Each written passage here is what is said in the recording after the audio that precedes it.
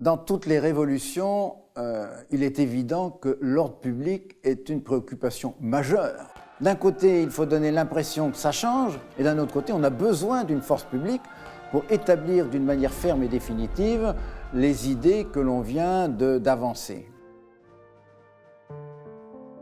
Faut-il conserver la maréchaussée?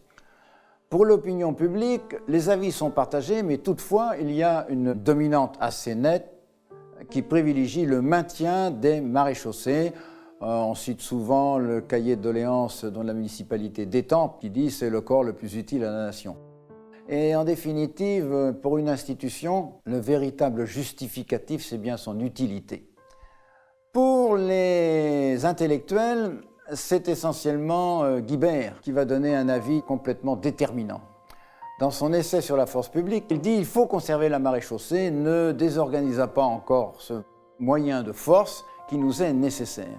Il faut, dit-il, certainement l'aménager. » Et il propose de ne conserver la fonction prévôtale que pour les cas de crise extrêmement graves où il n'y a pas d'autre moyen de ramener l'ordre que de passer à des mesures draconiennes.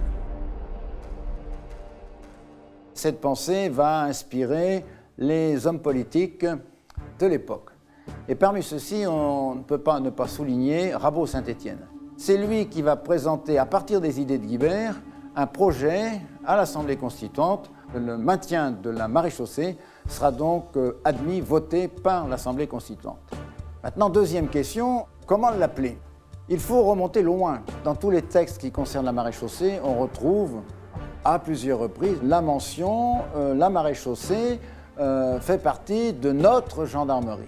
Donc nos compagnies de maréchaussée tout au long du XVIIIe siècle sont rattachées à la gendarmerie du roi.